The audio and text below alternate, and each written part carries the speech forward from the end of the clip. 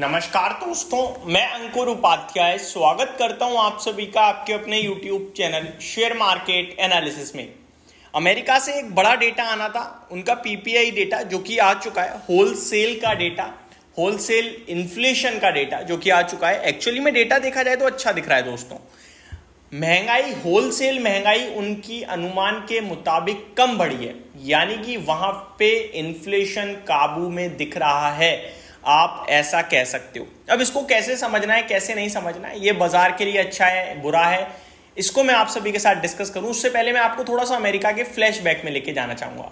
America में inflation का data भी बहुत अच्छा आया था, महंगाई पूरी तरीके से अमेरिका में काबू है ऐसा देखने को मिला हमें, जिसकी वजह से पूरे चांसेस बन गए रेट कट होने ही होने हैं। लेकिन उसका इंपैक्ट पड़ा इकोनॉमी पे, क्योंकि आप इन्फ्लेशन को जब ज्यादा नीचे लाते हो तो डेफिनेटली ग्रोथ भी मार्केट में कम होती है, पैसा कम घूम रहा है ना बाजार में, तो ग्रोथ रुक जाती है, जिसकी वजह से आपने अनएम्प्लॉयमेंट डेटा बेहद खराब आते हुए देखा और बाजार में बड़ी भयंकर गिरावट हुई, रिसेशन की बात चलने लगी। और बड़े बड़े एनालिस्ट ने कहा कि अब रिसेशन कहीं ना कहीं, जो हम पहले 10-15% अनुमान लगा रहे थे, 25% उम्मीद है कि रिसेशन आ रहा है अमेरिका में।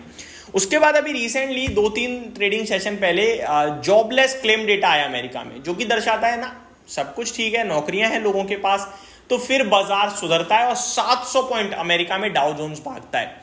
अब आपके लिए होलसेल महंगाई बिक्री का डेटा आया, वो भी यही दर्शा रहा है कि महंगाई काबू में है, ऑल गुड इन अमेरिका। तो मेरे हिसाब से डेटा पॉजिटिव है अभी के लिए अमेरिका से। बाकी कंटिन्यू हर दिन कोई ना कोई डेटा आएगा और जैसे जैसे आएगा मैं आपके साथ जरूर शेयर करूंगा।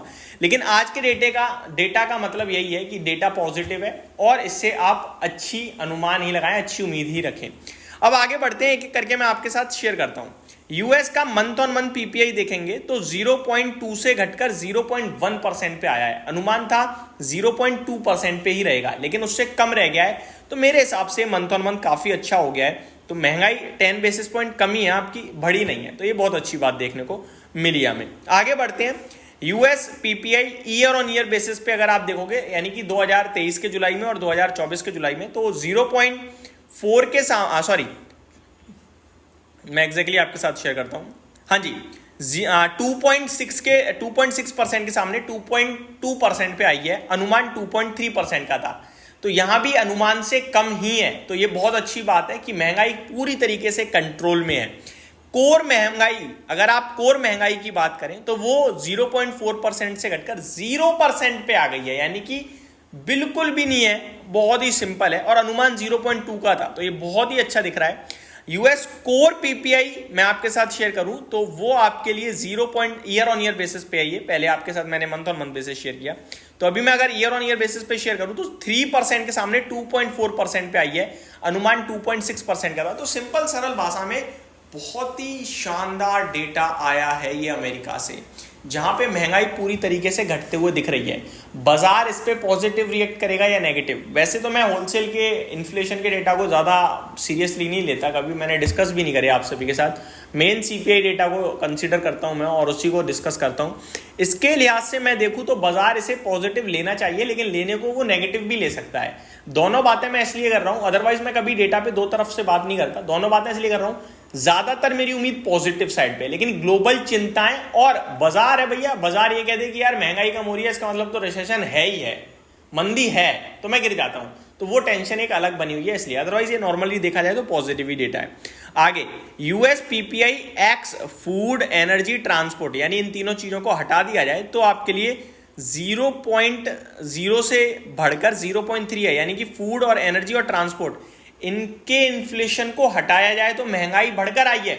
यानी वहां पे फूड, एनर्जी और ट्रांसपोर्ट की महंगाई काफी तेजी से घटी है और बाकी जगह बढ़ी है। यहां 0.2% का अनुमान था, लेकिन 0.3% पे आई है। And US PPI x food year on year basis पे देखोगे तो 3.1% से बढ़कर 3.3% है। तो सिंपल सरल भाषा में आपका फूड, एनर्जी, ट्रांसपोर्ट वहां पे काफी सस्ता हो रहा है, जिसकी वजह से महंगाई उनकी काबू में आ रही है। अदरवाइज फूड, एनर्जी और ट्रांसपोर्ट को हटा दिया जाए तो फिर उनकी महंगाई बढ़ते हुए दिख रही है। तो दोनों लिहाज से डेटा आया है अमेरिका में इस समय। तो ये सारी की सारी डिटेल्स थी मेरी तरफ से। वन मोर थिंग, एक बार डाउ फ्यूचर्स को भी चेक कर लेते हैं कि कैसा ट्रेड कर रहे हैं। डाउ फ्यूचर्स की बात करें तो जब भारतीय बाजार बंद हुए थे तो अराउंड 50 से 70 पॉइंट हरे निशान में ट्रेड कर रहे थे डाउ फ्यूचर्स। करंट सिचुएशन आपकी पॉजिटिव रिएक्शन आ रहा है, 122 पॉइंट ऊपर है, तो पॉजिटिव है डेटा। बट अगर मार्केट है ग्लोबल टेंशंस और रिसेशन के डर को समझ जाए तो गिर भी सकता है, बट डेटा ये पॉजिटिव ही मानूंगा कि महंगाई घट रही है, काबू में, फुल काबू में दिख रही है। तो ये मेरी तरफ से एक अपडेट थी, होप आपको सारी चीजें समझ में आई होंगी। Thank you so much for watching this video, have a great day guys.